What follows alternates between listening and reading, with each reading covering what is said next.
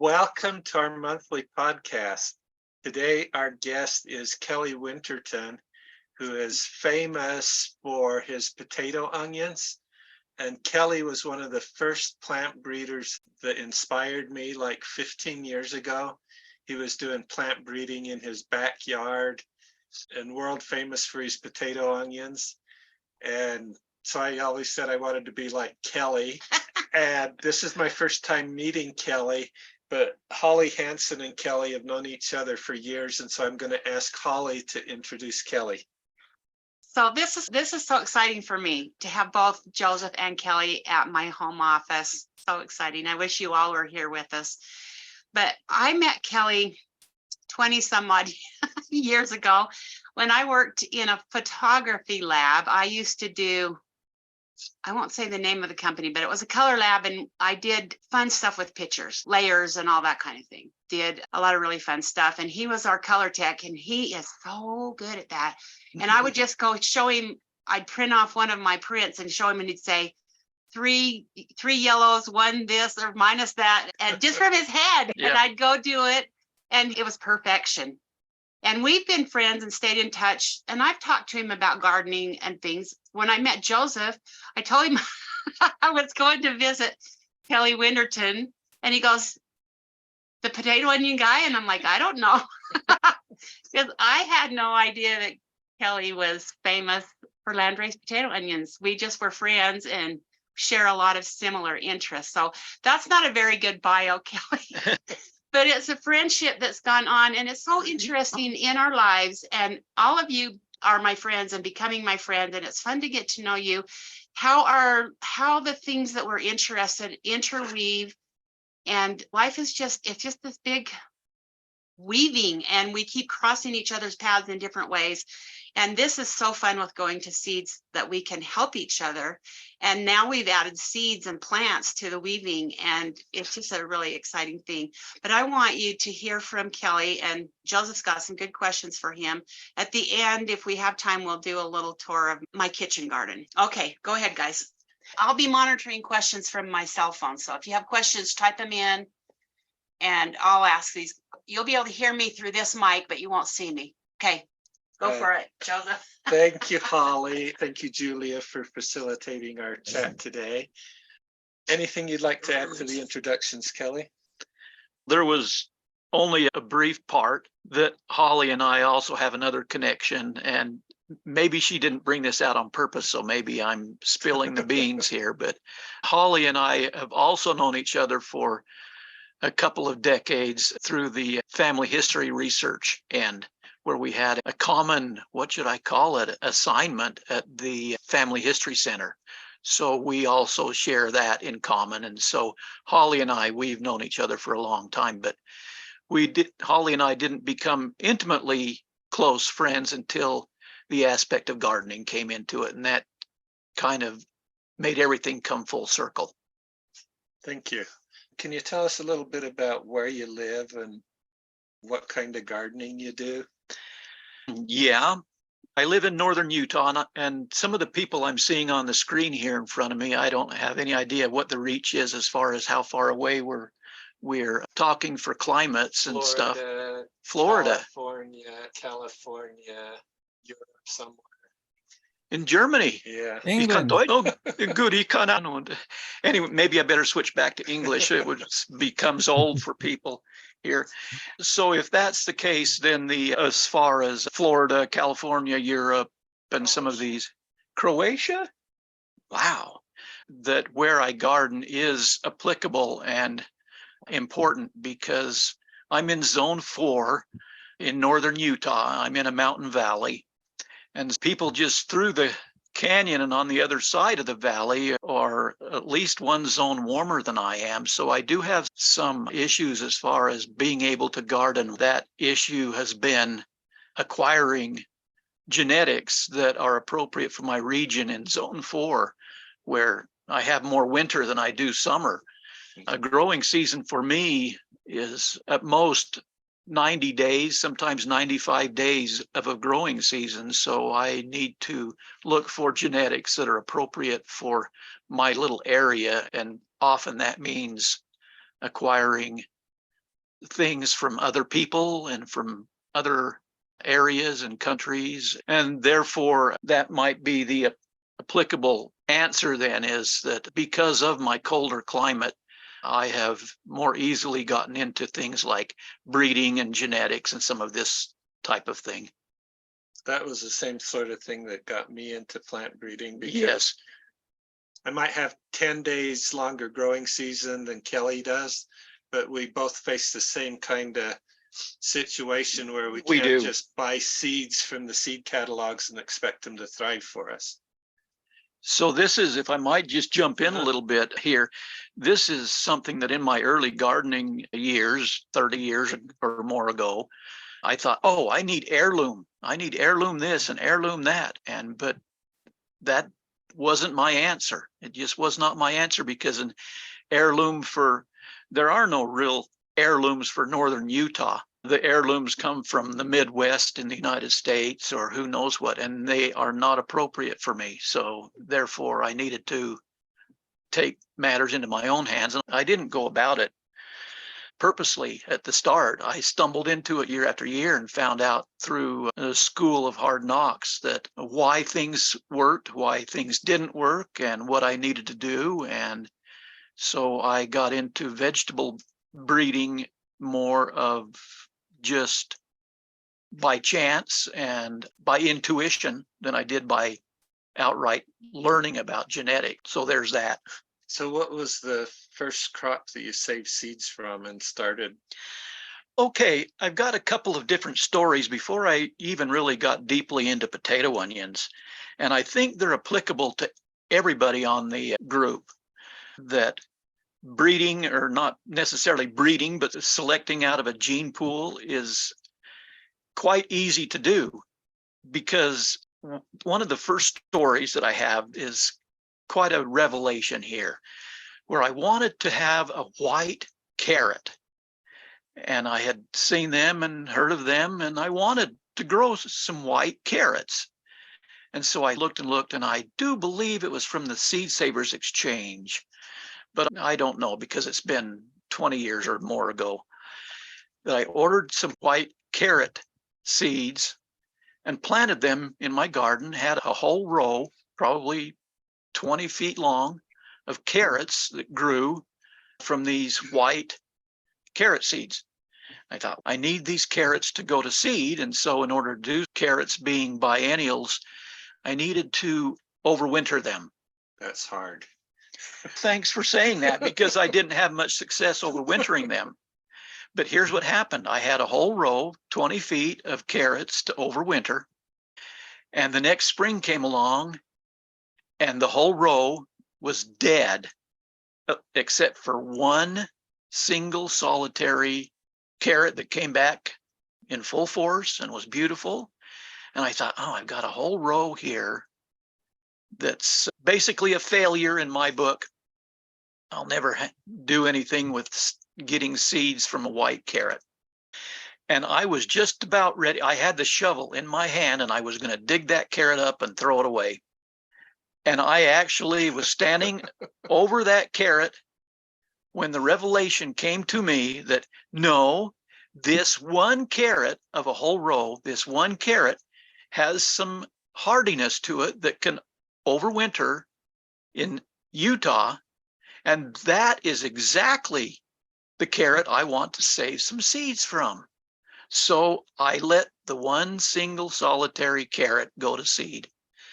And I had all kinds of seeds. I was amazed. I was amazed that I could have supplied carrot seeds to all my neighborhood easily, because that one carrot gave that many seeds from the umbel up on top. And so I had seeds to plant out the following year. I planted those seeds, and of course they sprouted. And I was just thinking, boy, you know what? I've got some genetics now that are hardier than the white carrots that I got through the Seed Savers Exchange. And so what happened then was a big learning experience for me, but it ended up being that it was a failure in the end, because of those hardier white carrots, They were so woody that they were tasteless, and they were not tender whatsoever. And I thought, does that mean that the hardier the carrot is, the tougher and more wild it is? And that was my assumption. But I learned a lot from that you can select out some genetics through just one little tiny experiment and see huge results from just one or two tries. But another one was similar, and that had to do with collards. And I quite enjoyed the collards. They're also being biennial, collards are. But in collards biennial second year, what happens is they then go to flower and then produce seeds. But the little florets that come on those collards before the flowers open into their yellow flowers, they're quite tasty. Very similar to broccoli. And so I had quite a few collards plants, and I wanted them to go to seed because I was a seed saver. I was a member of the Seed Savers Exchange for 30 years here, except for recently I haven't been. But I thought, now I'm collecting seeds, but these collards, they all seem to flower and go to seed all at the same time.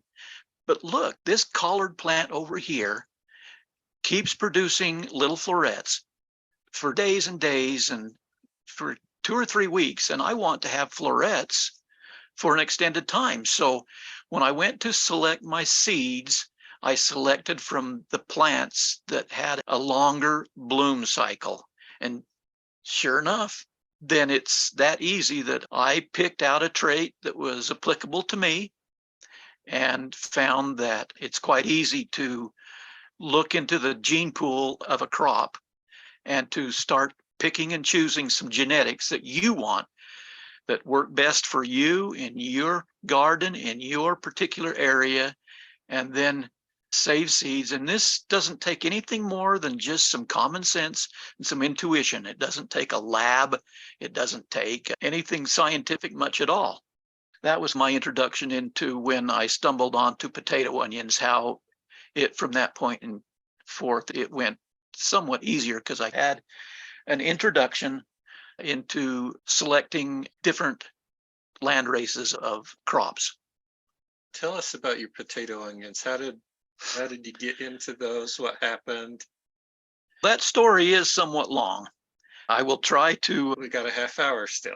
Now, I could fill that whole half hour, and I wouldn't want to do that. Okay, But shortened version. the shortened version is that potato onions that I obtained back in the days before I was even on the internet, and the internet was not really even a thing at the time I obtained these.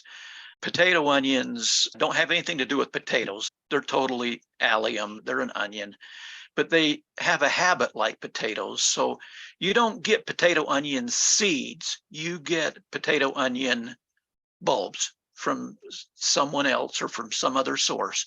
And you put that bulb in the ground and grow it like you would a potato start. And by putting one bulb into the ground, you get multiple onions from the one bulb because they're, anyway, keep the story short. So the potato onions are basically perpetuated asexually. So by saving one of the onions for next year, you plant that one onion, you can eat some of your crop and plant one of the onions next spring, and it will grow and give you 5 or 6 more onions from the one onion you put in the ground. So these are vegetatively reproduced, which meant to me that I would need to put into my little root cellar enough onions for the next crop the next year. But by the stroke of luck or fate or something, I was able to, now I know some of the reasons why, I won't get into them because it lengthens out the story here. I was able to get some potato onions to actually flower and go to seed. Now, I had never seen potato onions flower or go to seed. I had grown them for probably a decade and really quite enjoyed eating the potato onions because they stored so well and were so easy to put them back in the ground the next spring and grow my next crop. But a group of potato onions that I put in the ground in the late fall, overwintered, and produced multiple seed heads for me. And me being a seed saver, I thought, oh, this is funny. This has never happened before. I have never seen the potato onions go to flower, go to seed. So I saved those seeds and planted them the following gardening season. And I ended up doing some experimenting that I had previously been educated about, that I kept the original potato onions in one row of the garden and planted the seedlings of the seeds in another row right next to it. I had my control crop so I could watch the difference. And the differences between the seedlings from the true seed and the cloned, asexually produced potato onions in the row next to it, the differences were huge. And I thought, what in the world have I got going on? It was a head scratcher to me. I went to the county extension agent, whom I know pretty well, and I said, Jerry, what in the world have I got going on? He looked at me and he said, you're on your own, buddy. I have no idea what's happening there. So I thought, if people don't know what's going on, I'm going to find out what's going on. So that was my introduction into breeding the potato onions. I learned a lot over the years. And for those of you there in the group, there, I think Holly is posting a link to my story there on how I developed these new varieties of potato onions from being able to open up the genetic pool here. I think she's posting that link. So I recorded that in writing and in some pictures, and I think it's like some 70 or 80 pages long. So it goes and goes. But for those that are interested in reading that in detail, it's all written down on the internet. So in our group recently, we've been talking about breeding potato onions. Really? So it was really fortuitous that you happened to be on the schedule Oh, right cool. as that occurred. So you've actually been talking about that then. So I don't need to go into all this elementary stuff with you after all, huh? Yes, you do. We love every bit Oh, of okay. it. All right. A few people, in fact, I had a state extension agent tell me once that I was the world's authority on potato onions. And I said, no, I'm just a guy. And he said, have you ever met anybody? And I've had hundreds of people email me back and forth and whatnot. He said, have you ever met anybody that knows more about potato onions than you? And I said, no. And he says, therefore, you are the expert. And I'm going, how did I become an expert on something that I'm just playing around with?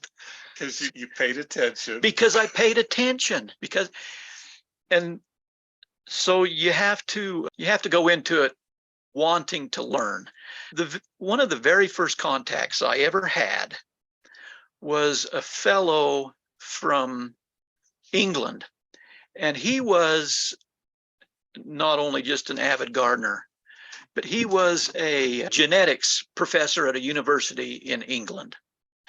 And he contacted me because I made the mistake of documenting some of my experiments and that on the internet, because I thought I need to write some of this down. Where do I do it? And so I put it on the internet, and he found it. And so that was the beginning. He was like the first one that contacted me specifically. He being a geneticist and of course now retired from the university. He told me, he said, thank goodness that you were observant enough to get something that you had in your hands and start doing something with it. If you had not have saved some of those seeds, none of this ever would have happened. Mm-hmm. So it's just a matter of being observant and a little bit inquisitive and trying to learn something on your own. Well, see, one of the things that inspires me about you is you're a backyard gardener and you're world renowned for one crop in a small little space. In a small little space. And it's, if 100 people were doing that, you know, exactly, we could cover all of the species that we're currently really interested in. Yes. Can I jump in with another little story here? Because this has happened the last 3 or 3.5 years here when you talk about saving different types of crops, or even if they might not even be a food crop, saving some of these things, one person in one area and one person in another backyard, another person somewhere else doing something, that we could cover all of this. There is a seed bank in Norway. I think it's Norway, way up in the north in the Svalbard seed bank. There was a fellow in France, but he speaks German. His name is Philippe Heinemeyer, if anybody has ever heard of him. Really? You know him? You know of him? Okay, so he contacted me and he said, hey, I have written to the seed bank and they have some potato onion true seeds. And he said, I didn't think that I was even able to order or get any seeds out of this big, huge seed bank. He said, but lo and behold, they sent me 25 different varieties of seeds of potato onions. He says, do you want some of them?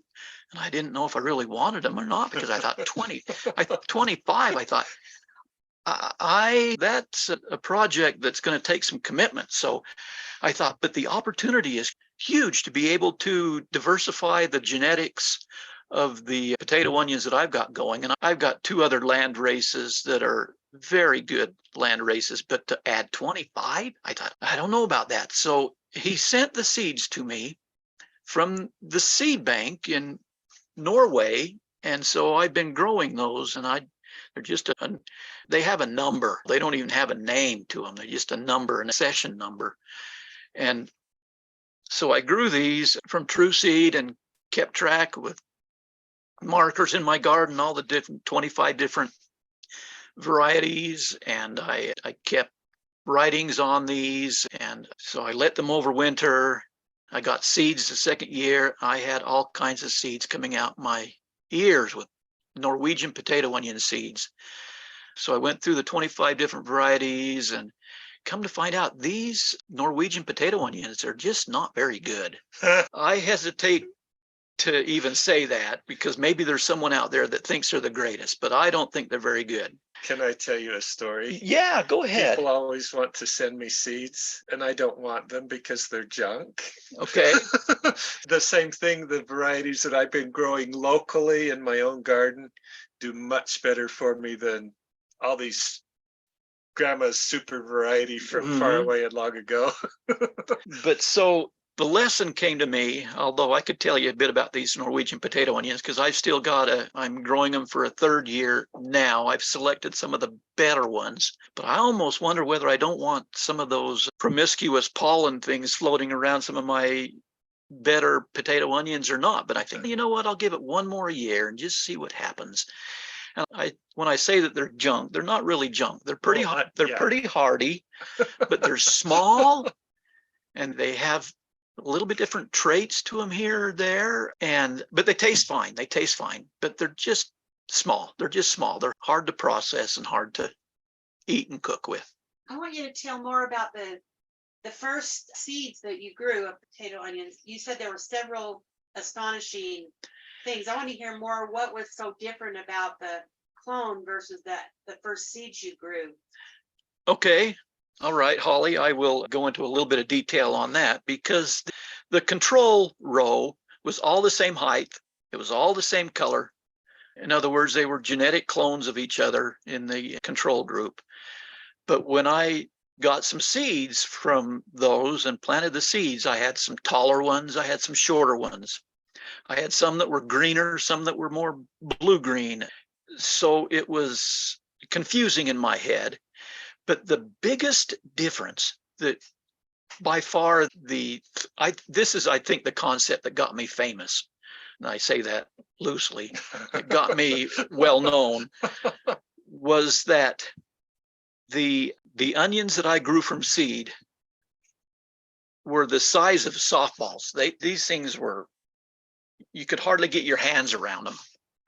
They were that big. But yet my potato onions in the control group were just these small onions. And I thought, wow, this is so cool that I can grow a huge potato onion from a little teeny tiny one. And for me, the initial intrigue was that I got these huge onions, and I didn't know what to make of it. So I thought, this is worth looking into then, because some of the onions were a whitish color. Some of them were more of a golden color. Some were even almost verging into the pink color as far as the skin. And so I wanted to put these big onions that I grew as a first year seedling into the ground so I could overwinter them to see if they would act like potato onions and give me offsets, and I could get maybe 4 or 5 more onions by overwintering one big bulb. What happened then was that I found out through my own experience that onions really are biennial. Even potato onions are biennial. Even though you can perpetuate them for years and years and years by cloning them, they're still biennials. And why is that?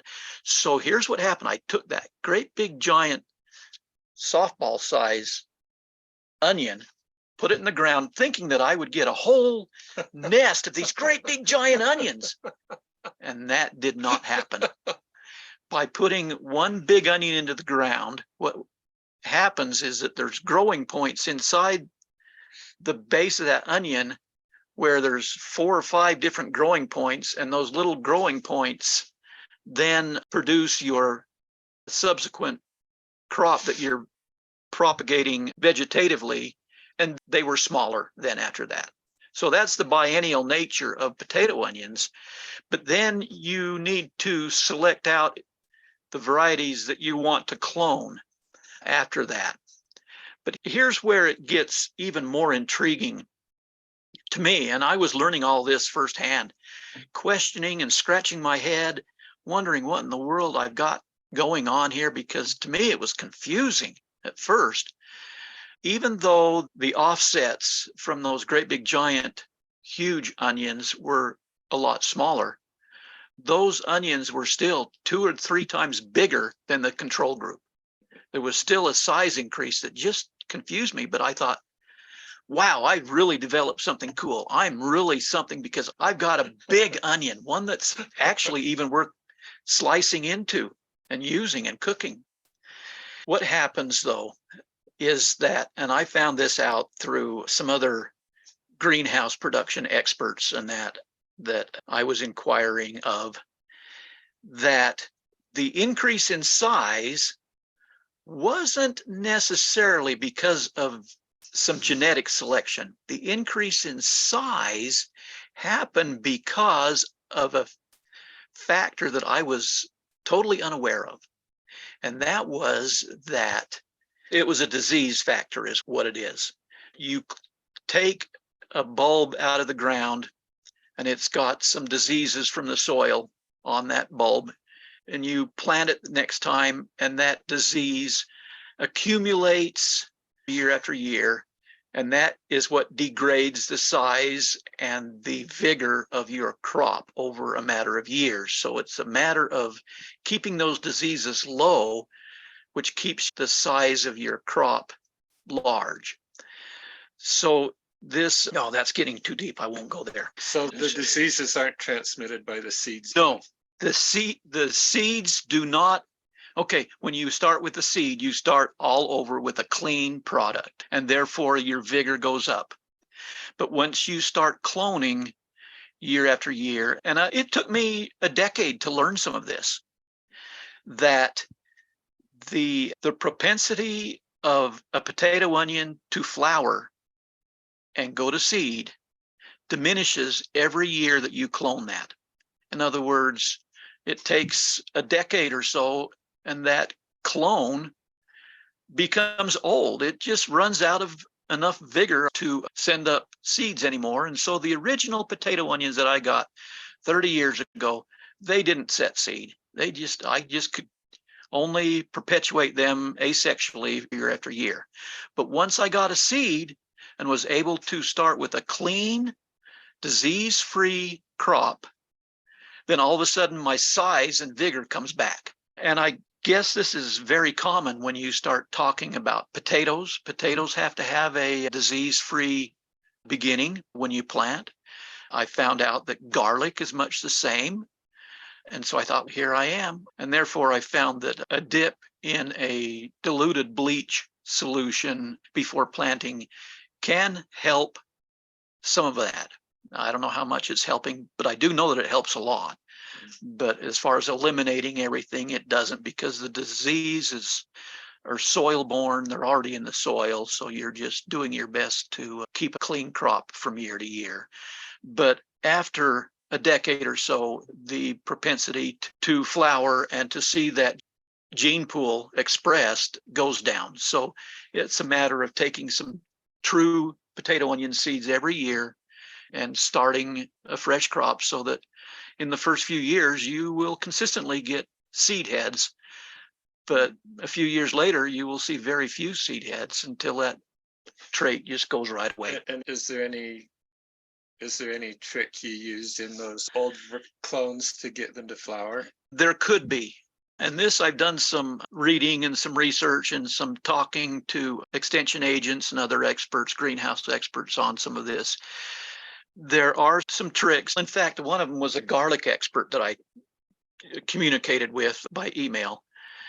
So if those potato onions that you're wanting to perpetuate into another year's crop, if there is some stress, that is one of the key factors. If there's some stress at a certain point in its growth, then it will have more of a propensity to give you a seed head. So it was a totally random stress that got you started on this project? It was. Yes, it was a totally random thing. And like a geneticist from England said, you were lucky enough to see it and catch it. And so now the world owes you a big thank you for what you have done. So can we talk about storing onion seeds? How long do they store and okay, stuff like that? I only know a little bit about that, but I do know something, and I will pass that along. Onion seeds are notorious for a short storage life. And I've been aware of this through the years, so I'm always trying to have fresh seeds at hand. But I have found that freezing the seeds in a freezer, the germination is very good multiple years later. Thank you. So that is probably the answer to your question. I don't have specifics on that. Just in general. Because I don't know if you have an onion seed or a potato onion seed in a seed envelope, just in a room somewhere. I don't know how long the germination is good on that. Germination for us as small scale growers might be different than germination for a mega seed company. Yes. Because I don't care in my garden if I have 10% germination after 5 years, because I'm still getting germination. But a seed company can't sell that seed. And so the amount of loss of vitality, I don't have those figures because I haven't done any experimenting on that at all. So we have a question coming in by Chant. If planting from seed every year, what's the benefit of potato onions over regular onions? So there might not be, other than to keep the gene pool alive and diverse, because diversity is really where it's all about. Tell me about the different varieties of onions you developed from that first. Okay, so I did develop some different varieties, and some of the developments I've done have not come from that one original strain that I acquired from Ronager's seed potatoes 30 years ago. It took because I got some different genetics going on from a strain out of Dakota, north or south, and a strain from the Southern Exposure Seed Exchange. So I've got 3 different land races that I'm keeping: my original one, the Dakota one, and the Southern Exposure Seed Exchange. They're all 3 of them are excellent potato onions, far better than those Norwegian ones that I'm playing around with right now. But the old gardening books of the 1850s described at least 3 different types of potato onions. And there was a white potato onion, there was a yellow or a brown, a yellow potato onion, and a red potato onion. And yet, when I first got into it, there were no white potato onions to be found anywhere commercially that I could find, and there were no red ones. I could only find the yellow ones, and that's what I started with, was the yellow ones. But I have found that in that original yellow potato onion strain, once I was able to get it to go to flower and opened up the gene pool to see what was in there, I was able to get white ones and some pink ones too. So I thought, oh, okay, I want to develop a red one. So I was able to actually bring back a resemblance of all three different types of potato onions that were recorded in old gardening books of the 1850s. I thought, wow, it's just bringing them back from the dead, where those gardening experts were pretty much agreed that the white potato onions had gone extinct and the red ones had gone extinct. And we were only left with the yellow ones. And so out of the yellow gene pool, I was able to get white ones and started to get some red ones. At least you could definitely see the differences. So I thought, wow, I just need to keep going. But other people sent me other potato onions. The Dakota one is a really nice golden to almost reddish golden color. And the Southern Exposure Seed Exchange one was also a darker color, but once I got into the gene pool of that one, found out that there's some beautiful red ones that come from the land race that I got from the Southern Exposure Seed Exchange. The white potato onions, I have found out through sad experience that the white potato onions that they talked about in the old gardening books, I really don't have a strain of white ones. I have had white ones in the past, and they don't store well, and they tend to be more of a multiplier onion instead of a potato onion. And so there's some different things going on with the whites. And I haven't gone into developing anything white. I've tried, and I have been largely unsuccessful in getting something that's really great and worth a lot. So by opening up the gene pools, you're able to mimic, if not duplicate, all of what's going on in the old gardening books of the 1850s before potato onions more or less went extinct. And I think, therefore, that's why I think people think I'm famous, because I'm the one that kind of brought these things back from the dead. Can you tell us the difference in your mind between multiplier onions and potato onions? Yes, I can. And maybe bulbing onions while we're on that topic? Bulbing onions, I really can't say anything authoritative there, but there differences between multiplying onions and potato onions. Okay. And the differences have to do with day length. And this is why playing around with the gene pool in your own backyard becomes so significant, is because you're undoubtedly at a different latitude than I'm at. And onions being day length sensitive here. Okay, so I'm getting off on a tangent, and I need to get back to the difference between multiplying onions and potato onions. A potato onion is a true biennial onion that is day length sensitive. And a multiplier onion is an onion that really is not day length sensitive. It just multiplies whenever the conditions are right.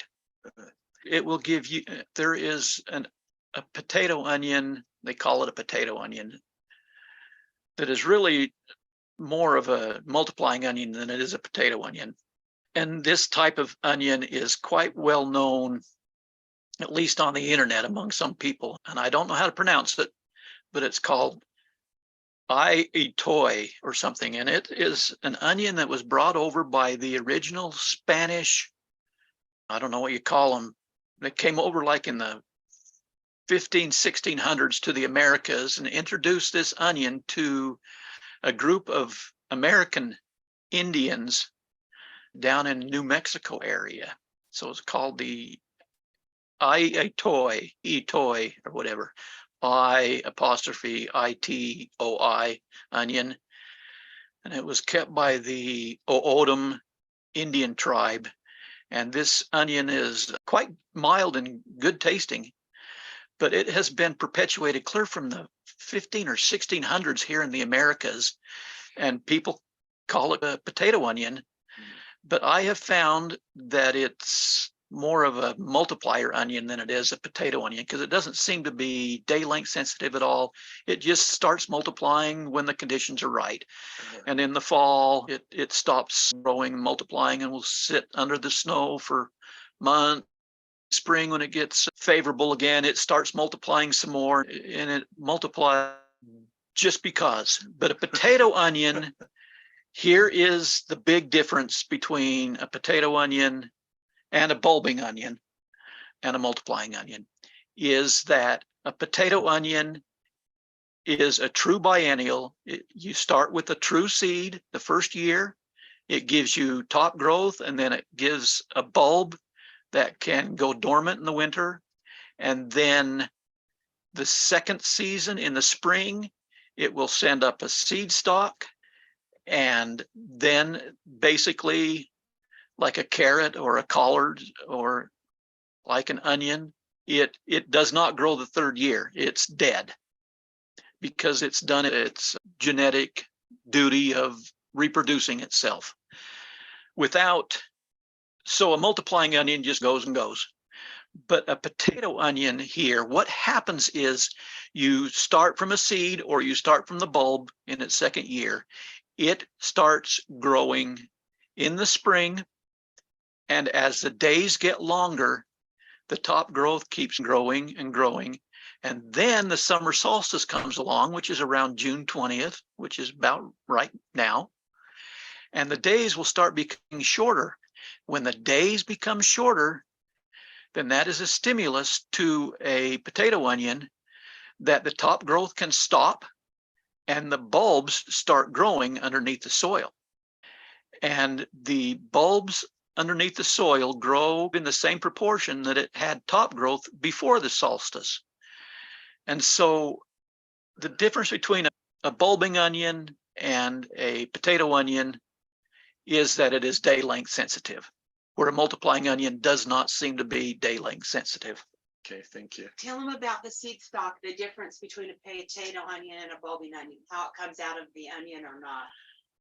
Oh, okay. So that's getting somewhat more into a longer story. So I noticed that at my place. Yeah. Sometimes if I have a bulbing onion, the flower stalk will come straight up out of the middle of the potato, or out of the middle of the onion. But on some of them, the flower stalk comes up around the side of the onion. And I like that trait better, I think. Yes, I think it's a desirable trait. Now, you mentioned specifically, it seems that they come up out of the middle or out of the side. Have you actually taken some of those onions that you think come up out of the middle and peeled back some of the outer layers to see that seed stalk looks like it comes out the middle, but it actually, once it gets under the skin, goes around the side to the base?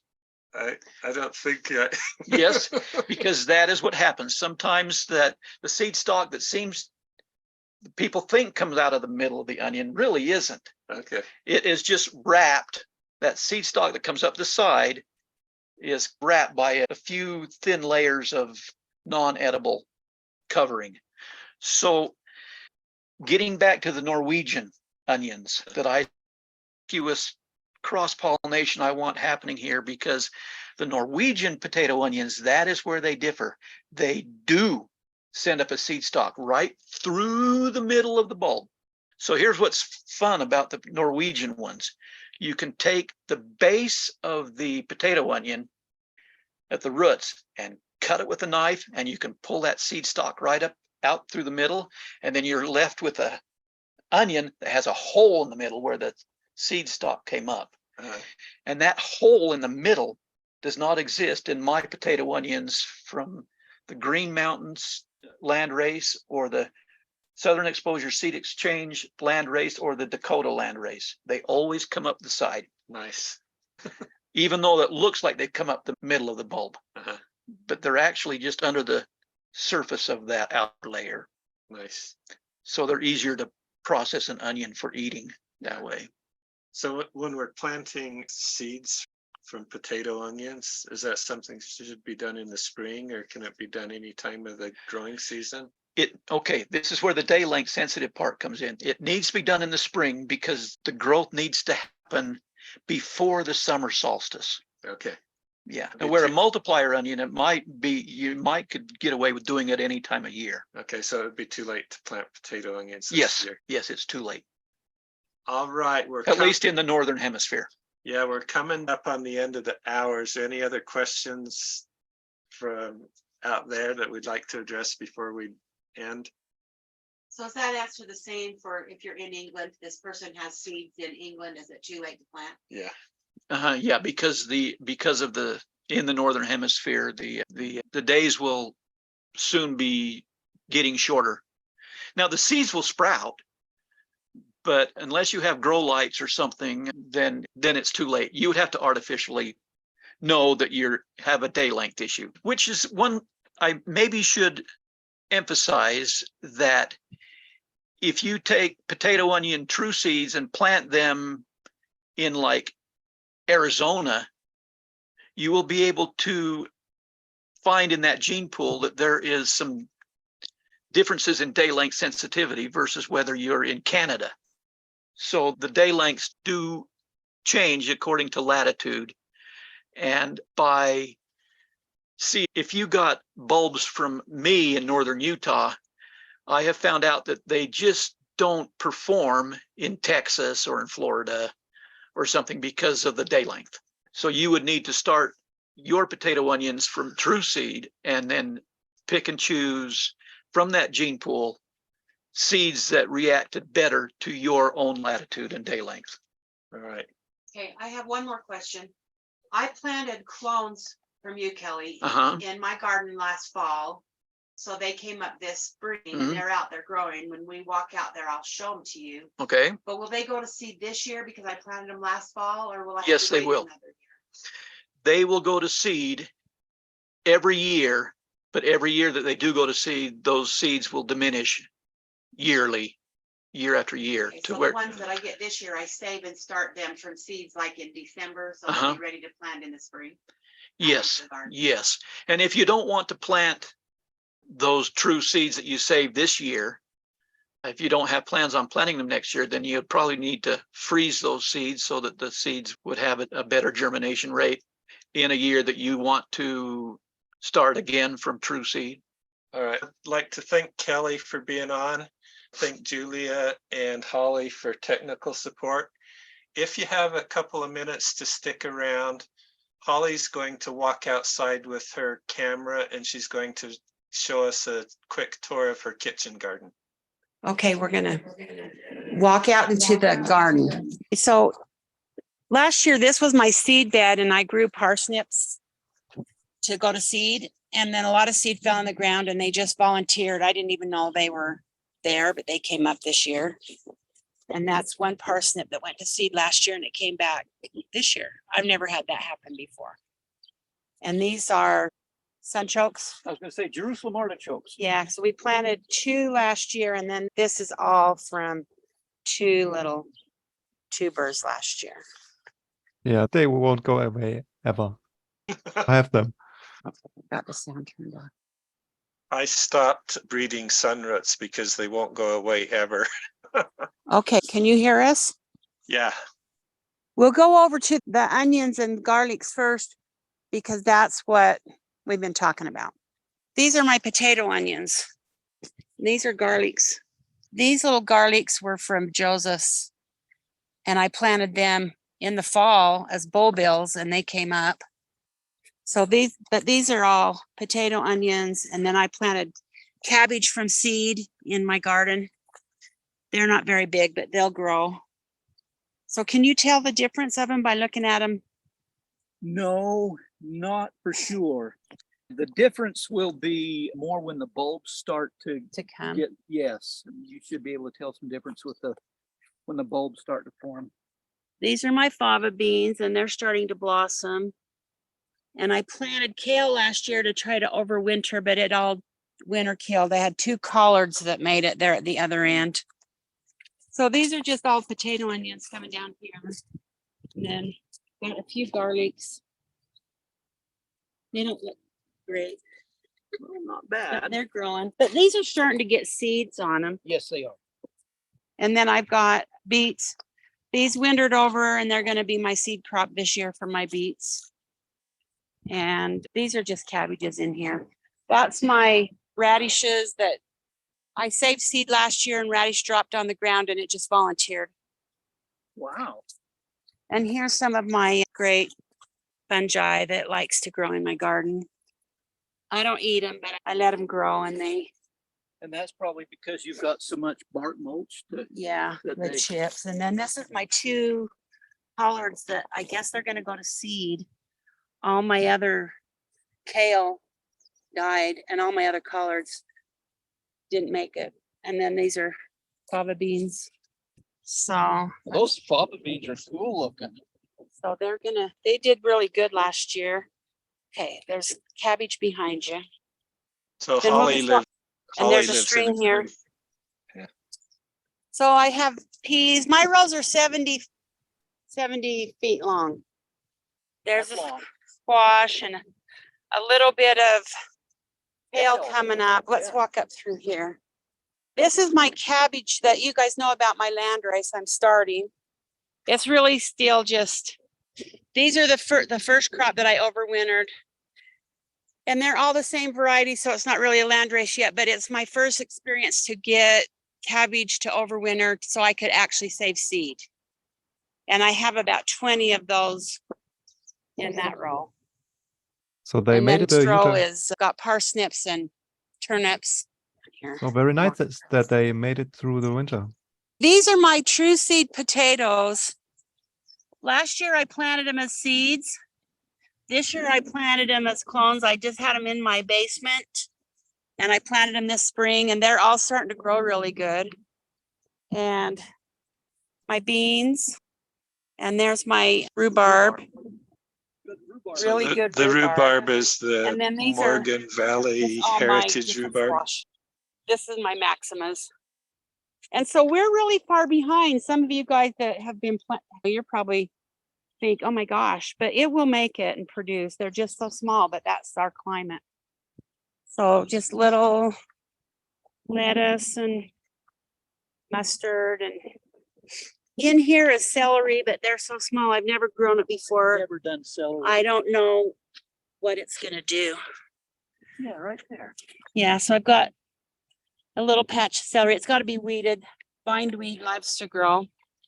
And then these are just regular onions that, Looks so beautiful, Holly. So big and no weeds. and so I just got these little ones. This is my dill. Can you see it? Yes, we see it good. I have a call trying to come in and I don't know how to reject it. Okay, that's my dill. This is giant watermelon radishes. Oh, I haven't pulled any yet. I don't know how they're doing. never heard of those before. They haven't bulbed yet. They're just, Okay. they've got a lot of green. Yes, So the leaves you look can- good. Then this is my other patch of favas. So the ones I showed you first are the ones I got from our going to seed exchange thing that we did.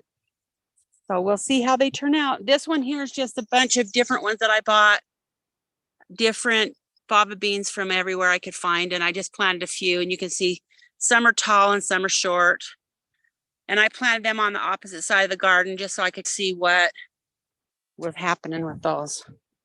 And then these are elderberries. Oh, that's what they are. Holly, Okay, how are the so- temperatures at your place? That's it. So now we'll come out. I do have a couple fruit trees in here, but just be So careful. My garden's temperatures- tricky. Yes, it is. Temperatures at Holly's It's place are strange. around 50 at night and maybe 75 in the daytime. So rather Yeah, cool. Those are peach trees that we. Yeah. So if I show it again in the fall, or I'll put some pictures up on our discourses, but it'll be more beautiful later. It's just starting to. Right, do we have our next month's meeting? Next month is going to be Shane Simonson is going to meet with us Oh, he's in sweet. Australia. I did an interview with Shane recently on his podcast, and so that will be a very interesting podcast. Hope to see y'all a month from now. Bye. Thank you. Thank you Bye-bye. very much. See you Thanks very guys. much. It was very interesting. I'm Bye. very grateful. Thank you. Bye. Bye.